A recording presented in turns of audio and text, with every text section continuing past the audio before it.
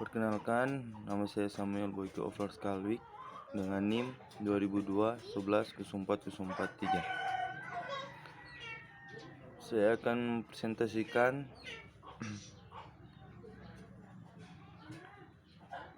tentang aspek perindustrian di masyarakat Asia Pasifik, termasuk revolusi industri. Revolusi industri yang pertama terjadi pada abad ke-18 ditandai dengan penemuan mesin uap yang digunakan untuk proses produksi barang saat itu di Inggris. Mesin uap digunakan sebagai alat tenun mekanis pertama yang dapat meningkatkan produktivitas industri tekstil. Peralatan kerja yang awalnya bergantung pada tenaga manusia dan hewan akhirnya diganti dengan tenaga mesin tersebut. Selain itu, mesin uap digunakan pada bidang transportasi internasional pada masa itu adalah transportasi laut yang masih menggunakan tenaga angin. Namun, angin tidak dapat sepenuhnya diandalkan karena bisa jadi angin bertiup dari arah yang berlawanan atau bahkan tidak ada angin sama sekali.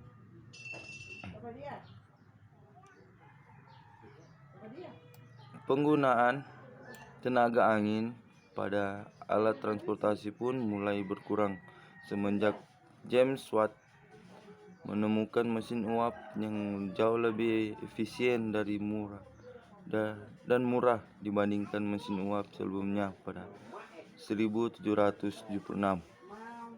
Dengan mesin uap tersebut, kapal dapat berlayar selama 24 jam penuh jika mesin uap tetap didukung dengan kayu dan batu bara yang cukup. Termasuk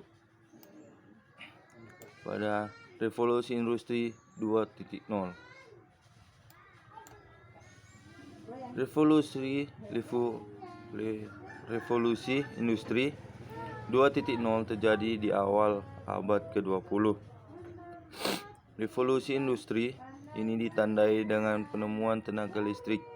Tenaga otot yang sama itu sudah tergantikan oleh mesin uap. Perlahan mulai tergantikan lagi oleh tenaga listrik. Walaupun begitu, masih ada kendala yang menghambat proses produksi di pabrik, yaitu masalah transportasi. Di akhir 1800-an, mobil mulai diproduksi secara massal.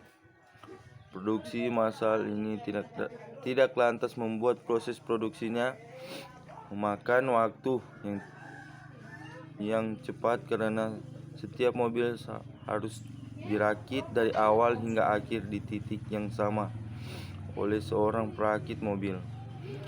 Artinya, untuk merakit banyak mobil, proses perakitan harus dilakukan oleh banyak orang yang merakit mobil dalam waktu yang bersamaan.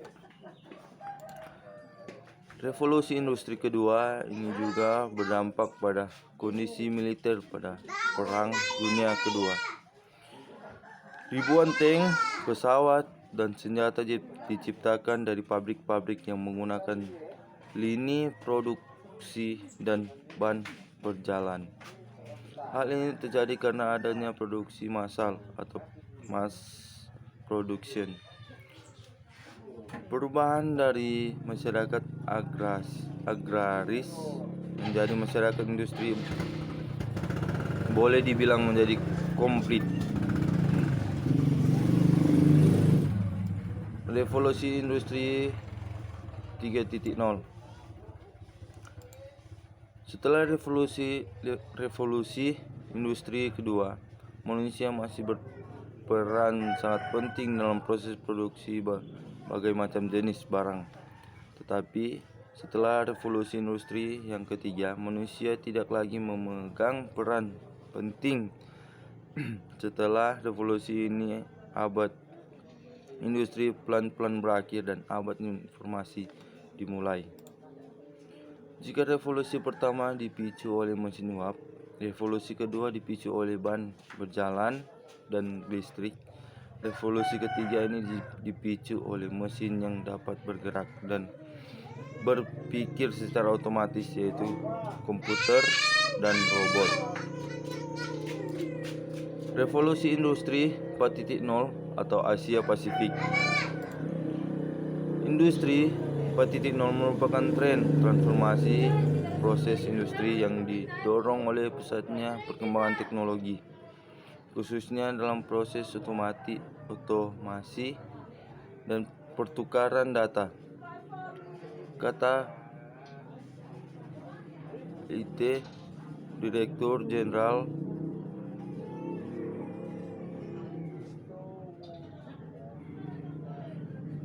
BILT, Direktur Jenderal Ketahanan dan Pengembangan Akses Industri Nasional atau KPAI, Kementerian Perindustrian Negara Timur Antara di Jakarta. Kendati internet bukan lagi hal yang baru, namun belum banyak negara-negara berkembang yang menyadari urgensi dan manfaat penerapan Industri 4.0. Perlu didasari, Industri 4.0 tidak mengenal batas-batas nasional. Jadi, apabila negara-negara di Asia Pasifik tidak berpikir secara regional, mereka akan kehilangan peluang yang terus mengiringi perkembangan Industri 4.0.